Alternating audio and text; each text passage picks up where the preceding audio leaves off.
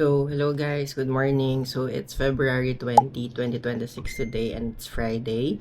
So, this is my first vlog actually and ida-dedicate ko to kay Spencer kasi today yung kapon niya. So, that's supposed to be dapat nung February 18 pa siya kaya lang medyo busy. So, tumago kahapon sa vet and pina-reschedule ko siya and today siya ngayon which is February 20.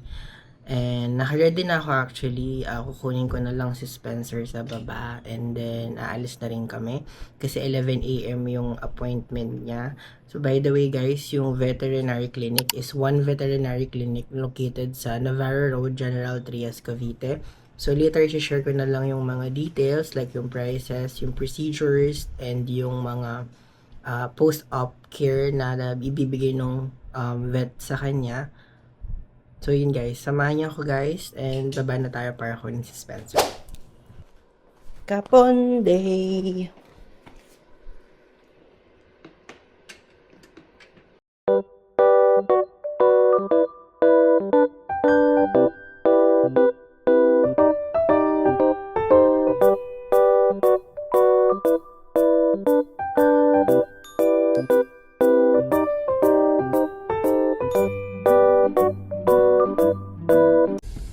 Hi guys, so ito palis na kami ni Spencer. So mga around 20 to 30 minutes daw yung biyahe according to Waze.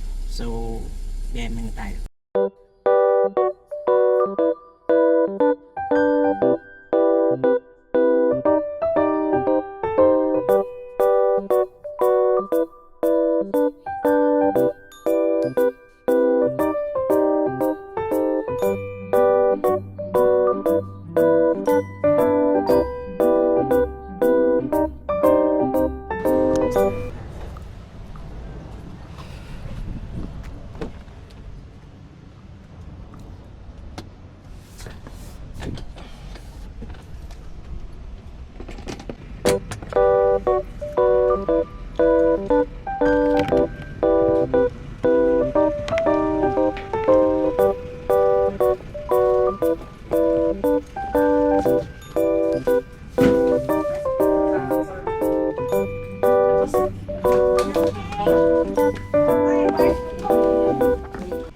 Akit na lang po.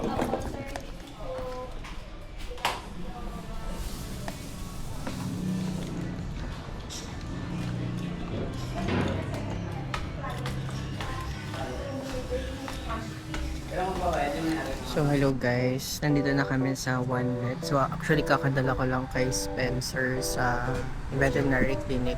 In-advise ni doctor na balikan na lang for 1 hour. So it's lunchtime na din kasi. So nandito ako sa may kainang malapit. So name niya is Master Budbud Cavite. So nandito ako ngayon. Dito na siguro ako magla-lunch. Dito na ako magla-lunch habang inaantay si Spencer since 1 hour pa naman yung tapos ng surgery niya. So hopefully maging successful and safe yung surgery ni Spencer.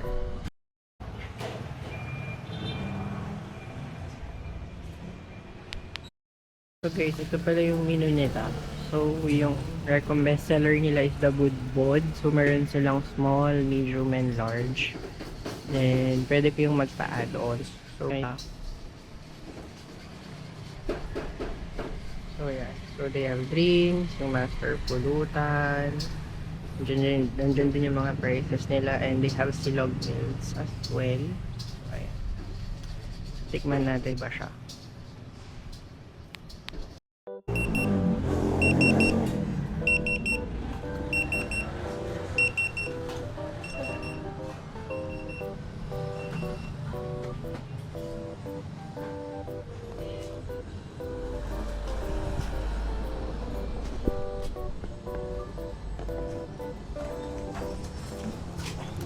So guys, ito na yung food ko.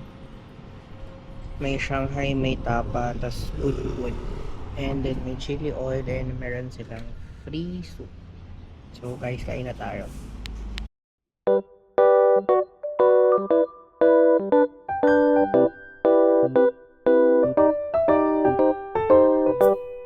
So guys, yung budbud niya pala consists of itlog, tapos may lechong kawaling na kasama. So I guess kaya siya tinawag na budbud. So guys, update lang. So kakatapos lang ng surgery ni Spencer. So tumawag na yung doktor and sinabi nila na okay naman daw and groggy pa si Spencer. So iniintay lang namin siyang magising para makapag-settle na rin ng bill and ma-explain na yung aftercare procedure niya.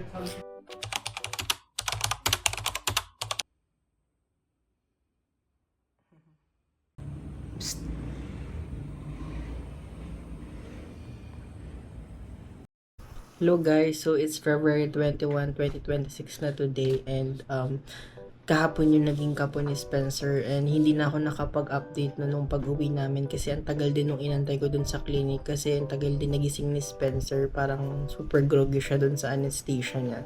So hindi na ako nakapag-update kasi sobrang antok ko na kasi puyat ako dun actually. So end of shift ko kasi is 4 a.m. Nagising ako ng 8 a.m. para mag-ayos and i-prepare si Spencer. Kaya nung pag-uwi ko galing clinic is natulog agad ako. Kasi sobrang antok ko din. So, share ko lang yung naging process nung kapwa ni Spencer. So, bali, tinest kasi siya for CBC 1 week before the liver and kidney niya kung maayos or nagpa-function para hindi magkaroon ng komplikasyon during surgery or after the surgery. Naging process namin is, pagdating namin doon, kinuwagan si Spencer, chinek yung temperature niya, and then kinuhanan siya agad ng dugo, and may pinapirma lang sa akin yung doctor na waiver for the operation. And hindi rin na kasi ako nakapag-video masyado since bawal doon sa loob ng clinic and hindi nila ina-allow yung video or photos na i-take, especially during the consultation and yung mismong surgery niya. So, bale yung naging process is smooth lang naman. In-advise ako nung doktor na tatawagan na lang daw ako if okay yung results ng liver and kidney test ni Spencer. And actually, mga 10 minutes lang or 15 minutes is tumawag agad yung doktor na to confirm na okay yung liver and kidney test niya and pagpuproceed na sila sa surgery. So, bali tumawag lang sila to confirm yung results na okay and then in-inform lang ako na ipoproceed na nila yung castration or yung kapon or neuter ni Spencer. So, after that, mga after 30 minutes, nagtumawag na rin yung doktor na okay na daw yung kapon and nasa recovery room na si Spencer. So, pupunta na ako dun agad sa clinic kasi kumain ako, diba, dun sa may malapit sa clinic kasi lunchtime na din nun. And nung sinabi ng doktor na okay na yung test, yung operation ni Spencer is pumunta na rin agad ako doon to check kung ano itsura or lagay ni Spencer. So, yun nga, hindi rin ako nakapag-video masyado. Yung clip lang na pinakita ko kanina, yung itsura na groggy si Spencer kasi nakakulong siya. After that, binigyan ako ni Doc ng list ng reseta ng mga gamot niya. And by the way, yung name pala ng doctor ni Spencer is si Doc Joselito Denyola. So actually, magaling si Doc and accommodating naman siya sa mga questions na inask ko sa kanya. And also, yung mga binigay na gamot, isang antibiotic and isang pang pain. So, yung for antibiotic is amoxiclav and for the pain is prednisolone. So, yung amoxiclav 1.3 ml siya orally every 12 hours for 7 days and yung for pain niya is once a day din once a day lang naman and it's for 7 days also. So, in-advise din ng doktor na huwag hayaang dilaan yung sugat. Bali, yung binayaran ko pala is total of 3,810 pesos. So, yung consultation fee ni Doc is 400 and then yung test which is yung creatinine and for the liver is 1,000. Yung castration is 850.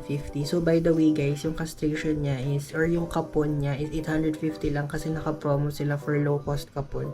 So, sakto nakaabot ako. Pero normally ata nasa 1,800 pesos yung kapon nila. And for the sedation or yung anesthesia is 500 pesos. Kung amoxiclav, yung antibiotic niya is 350, and then for the pain reliever is 250. Bumili rin ako actually nung recovery na Royal Canin na lata. It's 280, and for the collar it's 180. So total of 3,810. So bali guys, kung tutuusin dapat 4,810 to, kasi nung last time nagpa-CBC na ako and it cost 1,000 pesos as well. So kung ito total natin, it's 4,810 yung naging total gastos ko for the whole procedure ni Spencer, kasama yung gamot niya and collars. And guys, also nga pala, kung gusto nyo mag-avail ng low cost kapon, parang nakita ko sa page nila is Feb hanggang March lang this year yung promo nila. I-check nyo na lang dun sa Facebook page nila, yung One Veterinarian, kung hanggang kailan yung exact date nung nung promo nila. Guys, additional info lang pala, yung spaying and neutering, magkaiba yun. Both kapon, pero yung spaying kasi is for female cats and dogs, and for neutering is for male cats and dogs. So yung sa spaying, nire-remove yung ovaries ng female cats or dog, and for the neutering, tinatanggal yung testicles or yung bayag nila. Yung benefits nun is, syempre, to prevent reproduction, curve mating behaviors like roaming and spraying, and improve long-term health. Nagtanong din pala ako sa vet yesterday kung magkano naman yung spaying for female cats. Sabi nila, for less than 5 kg, it's 3,500. So, kung mapapansin niyo, sobrang laking difference talaga, kasi parang mas intensive yung procedure pag sa female cats, and mas mahaba yung procedure nung operation nila. So, yun lang guys siguro muna for now, and i-end ko na tong video na to. Thanks for watching, and sana na-share ko ng maayos yung kapon journey ni Spencer, kasi ito rin yung first time ko na mag-vlog. So, medyo kabado pa, and hindi alam kung paano ko i-construct yung magiging mga information na i-share ko sa inyo. So, thanks for watching, and see you on my next vlog.